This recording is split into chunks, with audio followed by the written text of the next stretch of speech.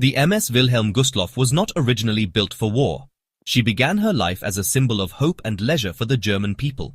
Launched in 1937, she was a modern and elegant cruise liner. Her purpose was to serve the Strength Through Joy, or Kraft durch Freude, program. This Nazi organization provided affordable holidays for German workers. The ship was designed to be classless, with all cabins being the same size and standard. Everyone on board, from factory workers to party officials, was meant to enjoy the same level of comfort. The ship represented a promise of a better life under the new regime, a floating paradise showcasing national unity and pride. With her sleek white hull and spacious decks, the Wilhelm Gustloff was a marvel of her time. She measured over 208 meters long and could comfortably accommodate around 1,465 passengers, along with 417 crew members. On board, amenities included a swimming pool, a large gymnasium, a theater, and beautiful public lounges. For 2 years, she sailed the calm waters of the Mediterranean and the North Sea, taking thousands of Germans on their first ever sea voyages. These cruises were heavily subsidized by the state, making them accessible to ordinary families who could never have afforded such a luxury before. It was a powerful propaganda tool, presenting a peaceful and prosperous image of Germany to the world.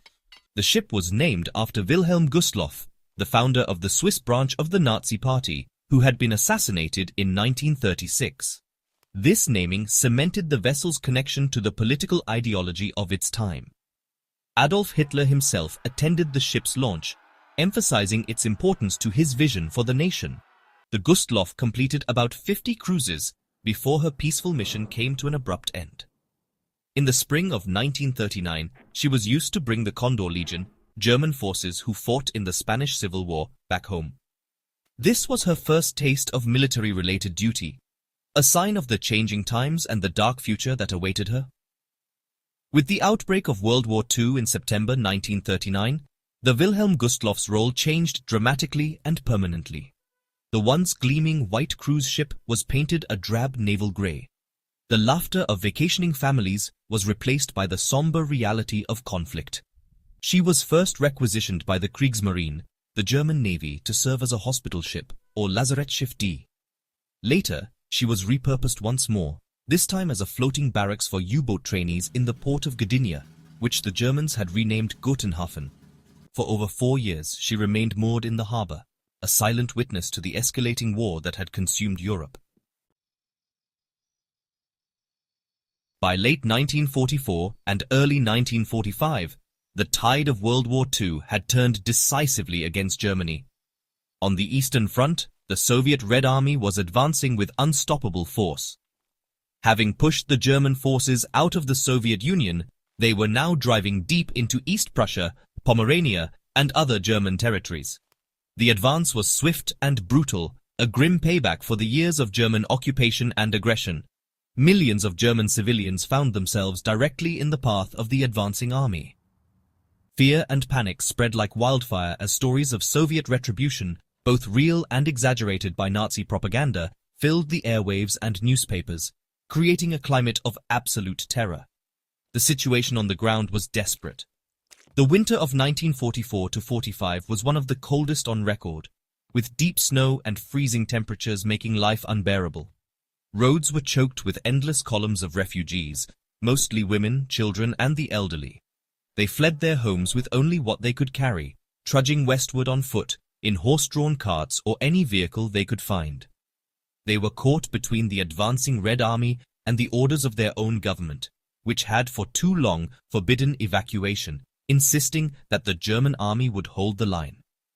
When the front finally collapsed, the civilian population was left trapped and vulnerable, facing a dire and uncertain future.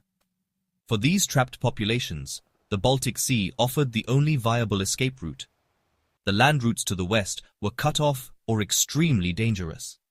The port cities of Pillau, Danzig, and Gotenhafen became magnets for hundreds of thousands of terrified refugees. They poured into these cities, hoping to secure a place on any ship that might carry them to the relative safety of Western Germany or German-occupied Denmark. The harbors were scenes of chaos and desperation. People waited for days in the freezing cold, huddled in bombed-out buildings or in the open, praying for passage on a transport vessel, a naval ship, or anything that could float. It was in this context that the German High Command initiated Operation Hannibal. This was a massive naval evacuation effort conceived in late January 1945. Its primary objective was to rescue German military personnel, soldiers, sailors, and wounded troops from the advancing Soviets. However, it quickly became a rescue mission for civilians as well. The German Navy was ordered to use every available ship to transport as many people as possible across the Baltic Sea. It would become the largest maritime evacuation in history, a desperate attempt to save millions from being overrun. The Wilhelm Gustloff, once a ship of peace, was now called upon to play a central role in this tragic exodus. Operation Hannibal was an undertaking of immense scale, born out of sheer necessity. Grand Admiral Karl Dönitz, the Commander-in-Chief of the German Navy, gave the order on January 23, 1945. His directive was clear: to save Germans from enslavement and annihilation by the Soviets. The plan involved mobilizing a vast and diverse fleet of vessels. This included large passenger liners like the Wilhelm Gustloff, the Kap Arkona, and the General von Steuben, as well as freighters, naval warships, fishing boats, and even small private yachts. Every seaworthy craft in the eastern Baltic was pressed into service for this monumental task of moving people across the treacherous, mine-infested waters. The operation was conducted under the most difficult conditions imaginable. The Baltic Sea in winter is a harsh and unforgiving environment. Severe storms, floating ice, and freezing temperatures were constant threats to the ships and the people they carried. Furthermore, the sea was a war zone. Soviet submarines actively hunted German shipping, and Soviet aircraft patrolled the skies, posing a constant danger to the slow, overcrowded refugee transports. The German Navy did its best to provide escorts for the convoys, using destroyers, torpedo boats, and minesweepers. But their resources were stretched thin as the war effort on all fronts crumbled around them. Despite these incredible dangers, Operation Hannibal became a testament to logistical determination. Over a period of about 15 weeks, from late January to May 1945, this makeshift armada transported over 1 million people. The vast majority of these evacuees, estimated to be around 800,000 to 900,000, were civilians. The remaining were military personnel. The success of the operation, in terms of the number of people saved, is often overlooked in the grand narrative of the war. It was a race against time, a desperate effort to pull as many people as possible out of the path of the relentless Soviet advance, which was closing in on the Baltic coast. The Wilhelm Gustloff was one of the first large ships to be prepared for the evacuation. Moored in Gotenhafen, she had been serving as a floating barracks for U-boat cadets. Now, she was hastily readied for a new and final mission. Her swimming pool was drained and covered to make space for bunks for medical staff. Her decks and public rooms were cleared to accommodate as many people as possible. The ship that had once been a symbol of peacetime luxury was about to become a desperate ark, carrying a human cargo of soldiers and civilians fleeing for their lives. Her participation in Operation Hannibal would seal her fate and turn her into the site of history's deadliest maritime disaster. On the morning of January 30th, 1945, the Wilhelm Gustloff prepared to leave the port of Gotenhafen. The scene at the docks was one of controlled chaos and profound desperation. Thousands of refugees thronged the quayside, pleading for a place on board. The ship's official manifest listed 6,050 people, but this number was a gross underestimation of the true total. In the frantic rush to escape, many more people were allowed to board without being formally registered. Ship's officers and crew, moved by the sight of freezing women and children, let them on. It is now believed that more than 10,000 people were crowded onto a vessel designed for fewer than 1,900 passengers and crew. The passengers were a cross-section of the refugee crisis. There were about 1,000 U-boat trainees and around 400 young women of the Women's Naval Auxiliary. But the vast majority, nearly 9,000 people, were civilians. Most of these were women and children. Entire families, the elderly and the infirm, packed every available space. They filled the cabins, corridors, lounges, and even the empty tile-lined swimming pool. The conditions were incredibly cramped. There was barely room to sit, let alone lie down. The air was thick with the smell of unwashed bodies and fear. Yet for those who made it aboard, there was a glimmer of hope. a belief that they had finally escaped the horrors of the war on land. The ship was commanded by Captain Friedrich Petersen, a civilian captain, but he shared command with 3 other officers from the military. This divided command structure would later be criticized, as it led to conflicting decisions. One of the most fateful choices was the route the ship would take. Captain Petersen, worried about the ship's condition after years of disuse and the immense weight of its human cargo, opted for a deep-water route that was believed to be cleared of mines. This route, however, took the Gustloff out into the open sea, making it a more visible target for any lurking enemy submarines. The decision was made against the advice of the military commander, who favored a route closer to the coast. As the Wilhelm Gustloff finally pulled away from the dock around midday, the temperature was a frigid -18 degrees Celsius. A blizzard was blowing, whipping up the sea and encasing the ship's superstructure in a layer of ice. The ship was accompanied by only one escort vessel, the torpedo boat Lover. Another planned escort had to turn back due to technical problems. The Gustloff was not marked as a hospital ship with red crosses, as she was carrying military personnel and was armed with anti-aircraft guns. This made her a legitimate military target under the rules of war.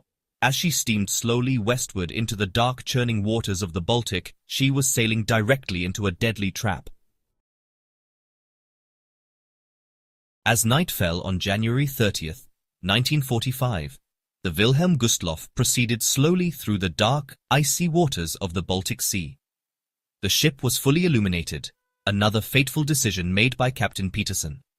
He had been warned of a German minesweeper convoy approaching and, to avoid a collision, turned on the ship's navigation lights.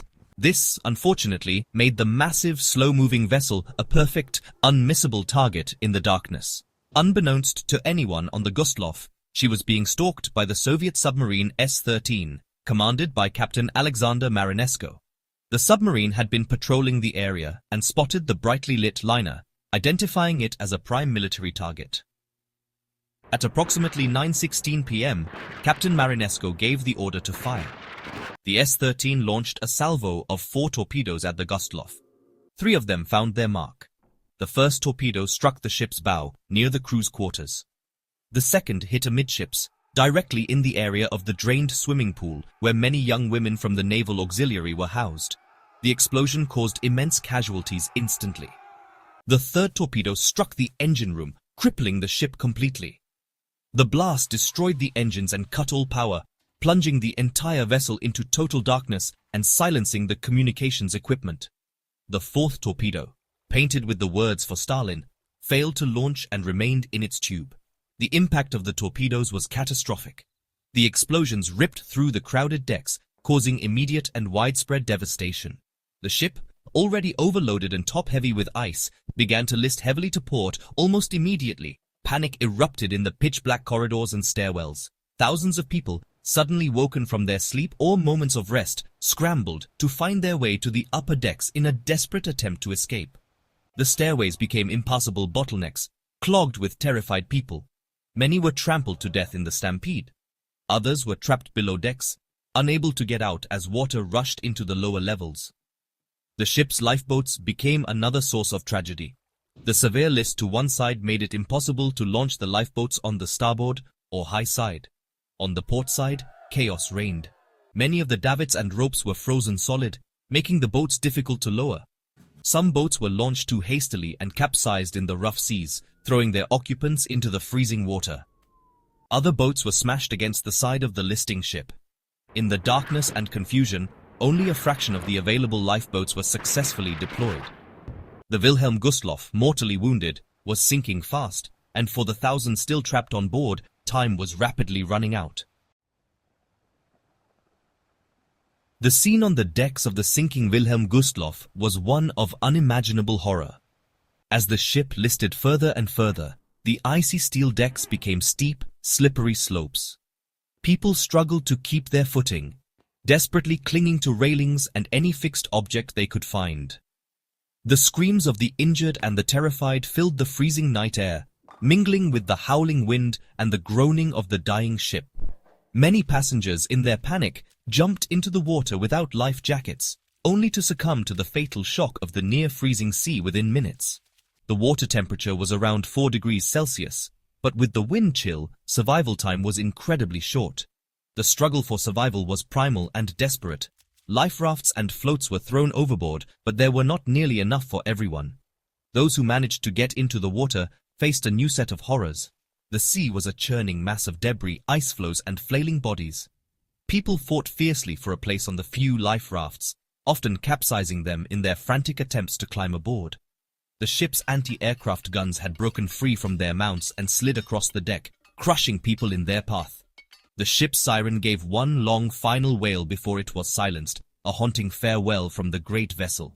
Rescue efforts were hampered by the darkness, the storm, and the sheer scale of the disaster. The escort boat, Love, was the first to arrive on the scene. Her crew worked tirelessly, pulling survivors from the water, but their small vessel could only hold so many. The Lover managed to rescue 472 people. Other German vessels in the area responded to the faint distress signals that were sent before the power failed. The heavy cruiser Admiral Hipper and another torpedo boat, the T-36, rushed to the location. The T-36 heroically maneuvered alongside the sinking Gustloff, allowing some people to jump directly onto its decks, and ultimately saved 564 lives. Less than an hour after the first torpedo hit, the Wilhelm Gustloff's bow rose high into the air, and she slipped beneath the waves. The ship sank at approximately 10:10 p.m., taking thousands with her. The sea was now filled with the dead and the dying. Rescue ships used searchlights to scan the dark water, revealing a horrific seascape of floating bodies. For the rescuers, the task was grim and heartbreaking. They had to make terrible choices, often pulling living children from the arms of their dead mothers. The freezing temperatures meant that even those pulled from the water were at high risk of death from hypothermia.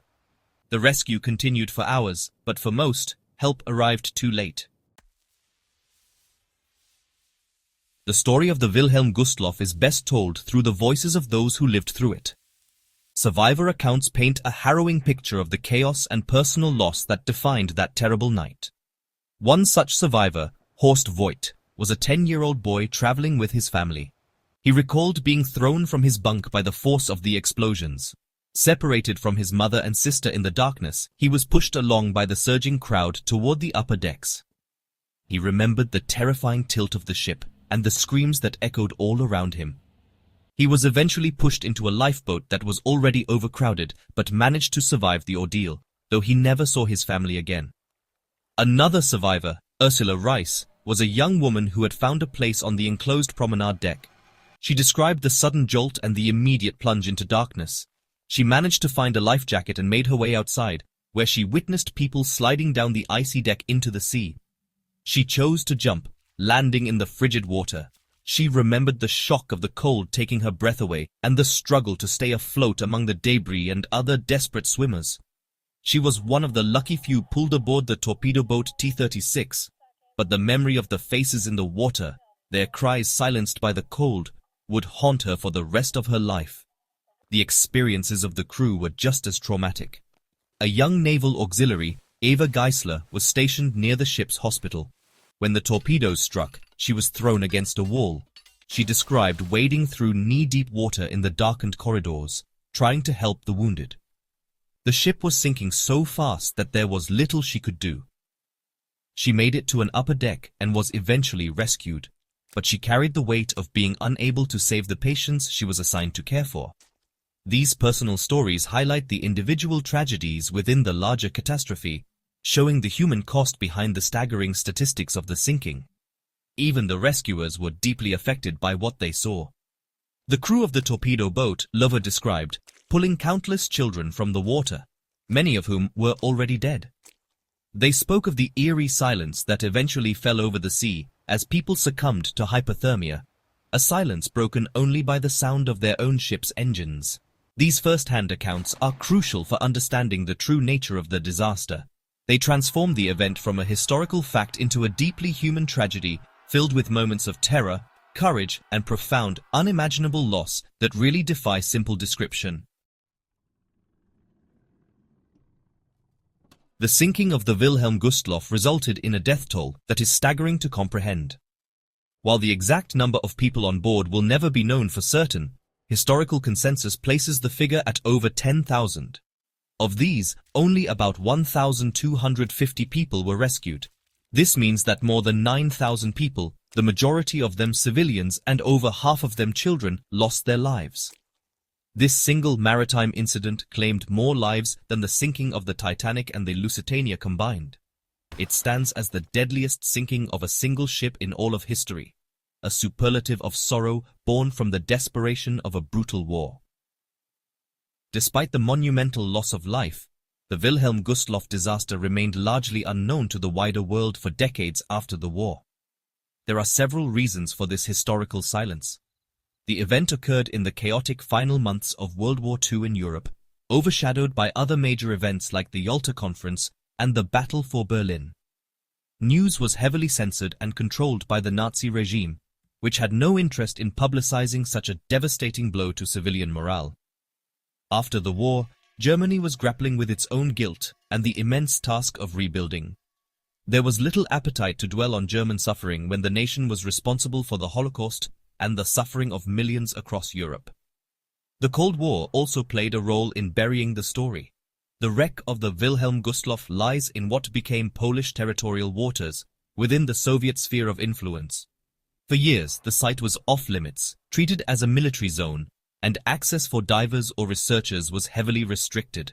The Soviet Union had no desire to draw attention to the actions of one of its submarine captains, even though the sinking was a legitimate act of war.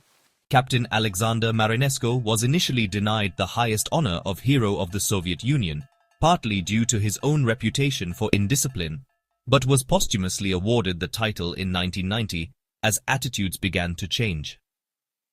The process of rediscovery has been slow. For many years, the story was kept alive primarily by the survivors themselves and their families. It was not until the publication of Günter Grass's novel Crab Walk in 2002 that the tragedy was brought to the attention of a broader international audience. The book sparked renewed interest among historians, filmmakers, and the public. It opened a difficult conversation within Germany about its own wartime victims without diminishing its responsibility for the war. The story of the Gustloff is a complex and painful part of history, a catastrophe that was for too long lost in the fog of war and its difficult aftermath. The legacy of the Wilhelm Gustloff is a somber and complex one. It serves as a powerful reminder of the immense human cost of war, particularly its devastating impact on civilian populations. The ship's story encapsulates the total desperation of the final days of World War II on the Eastern Front. It is a narrative of fear, flight, and the instinct for survival against impossible odds. The thousands of men, women, and children who boarded the ship were not just statistics. They were individuals with families, hopes, and dreams, all extinguished in a few terrifying moments in the icy Baltic Sea. Their story forces us to look beyond the battles and strategies to the personal tragedies that define armed conflict. Remembering the Wilhelm Gustloff is important because it challenges our common perceptions of maritime history. When people think of great sea disasters, the name Titanic almost universally comes to mind. Yet, the loss of life on the Gustloff was more than 6 times greater. The disparity in public memory highlights how history is often shaped by politics, nationality, and narrative. The sinking of the Titanic was a peacetime tragedy that captured the world's imagination, a story of hubris and class. The Gustloff's end was an act of war, a tragedy of a defeated nation that was inconvenient to the narratives of both the victors and the vanquished for many decades. Today, the wreck of the Wilhelm Gustloff lies on the seabed off the coast of Poland, designated as an official war grave. It is protected from looting and disturbance, a final resting place for the thousands who perished. For the survivors and their descendants, the memory remains a painful and personal part of their family history. It is a story passed down through generations, a private grief that has only recently found a place in public consciousness. Memorials have been erected in Germany to honor the victims, ensuring that their fate is not forgotten. These sites provide a place for remembrance and reflection on the horrors they endured. Ultimately, the tragic tale of the Wilhelm Gustloff is a lesson in the indiscriminate cruelty of war. It transcends nationality and politics, speaking to a universal human experience of suffering. It reminds us that behind the grand sweep of history are countless individual stories of loss. By remembering the Gustloff, we honor not only its victims but also all civilians who are caught in the crossfire of conflicts. It is a solemn duty to keep such memories alive, to ensure that future generations understand the true price of war and the importance of striving for a world where such catastrophes are never repeated.